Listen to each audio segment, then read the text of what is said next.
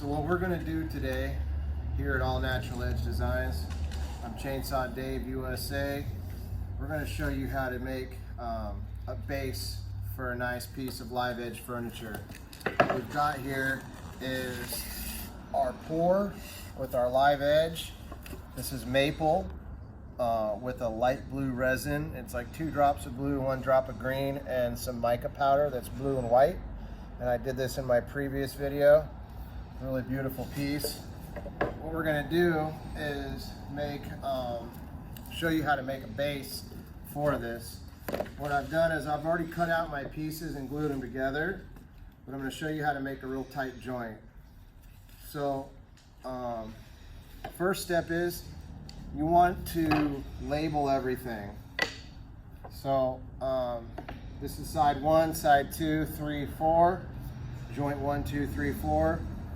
And when you make your joints, go ahead and make each one custom because they're never exactly the same. And if you want a really tight joint, that's what you got to do.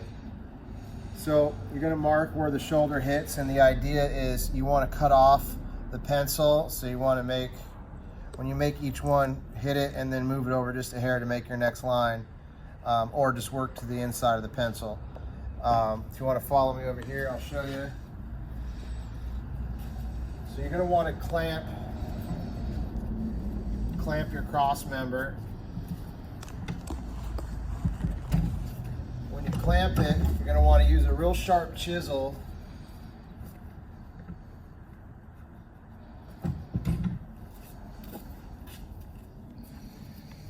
and get a flat chisel right on the line. And you want to start every cut with a chisel cut.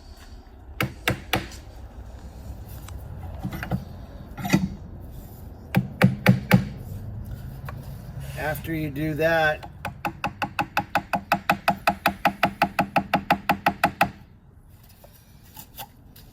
you want to make a trough for your Japanese pole saw.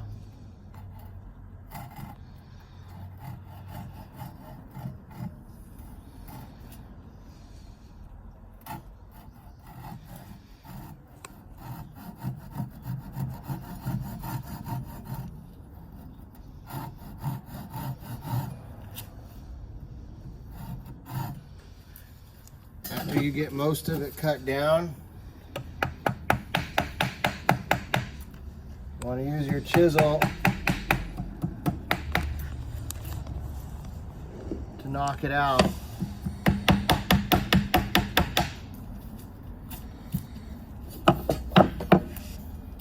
Do it a little bit at a time.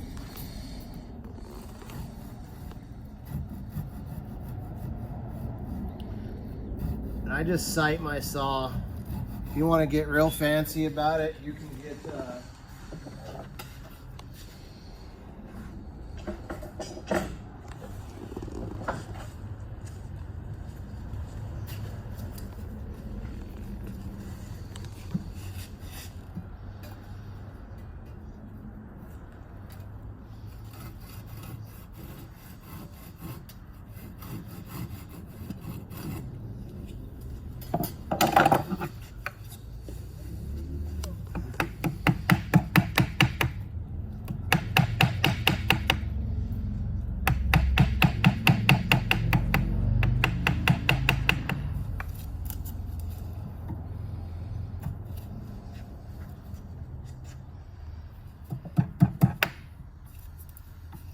now, if your grain is not perfectly straight, it's kind of a take it slow, because you can always take a little bit more off.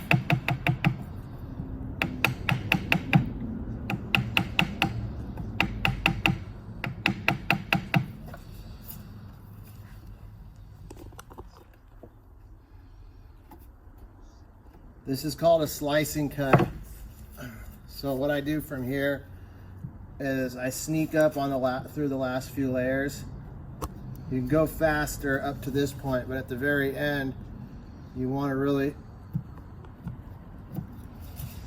pare it down slowly. And this has two reasons for it. One is It gets you there safer, but it also cleans up your saw cut from your pole saw.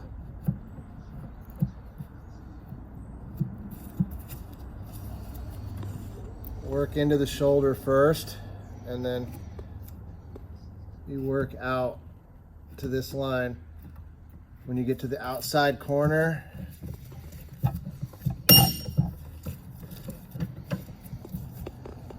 turn it over.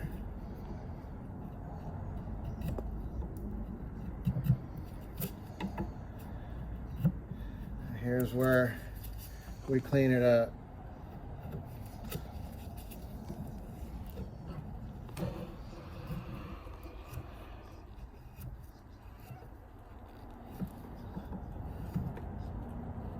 And if it's not perfect, that's where your glue helps you out. But if you can get close to perfect, then you'll have a tighter fit. And so what I'm trying to do, if you can see, is I'm trying to erase that pencil line.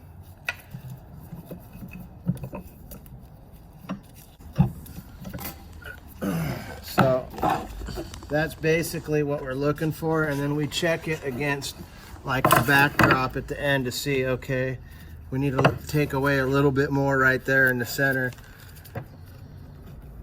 And you can go cross grain on it if your chisel's sharp.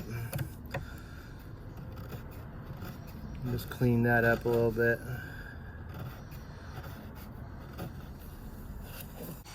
To your project, you can check to see if your other one's going to play out well. So I'm going to probably need to go a little bit past the line, but that's okay. We can always take more off to fit it. Basically, what we're looking for is this. Seeing where it fits up. And see, I need to take out a little bit more off of the shoulder. Like a considerable amount more, actually.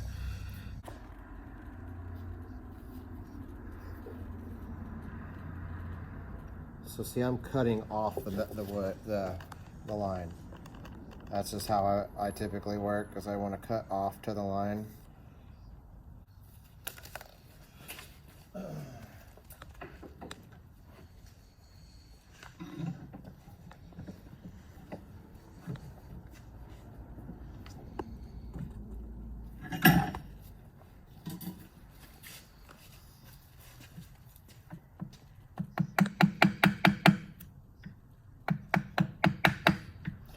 Basically, you just want to make a little saddle for that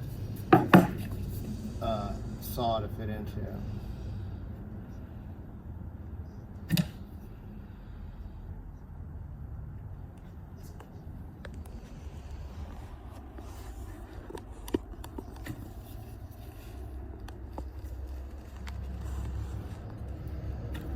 See how I use my thumb and I lever? I get it and then I lever with it. That's how you can do real fine work.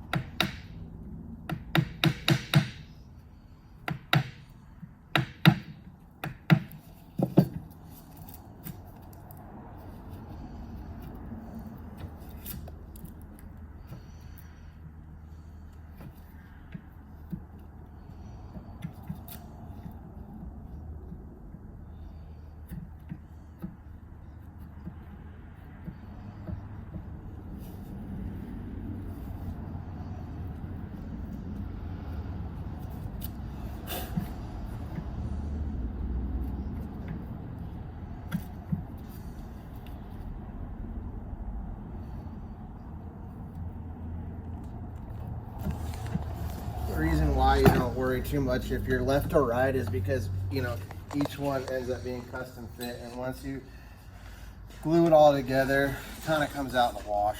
If you're within a thousandth of an inch, the weight of this is going to flatten it out.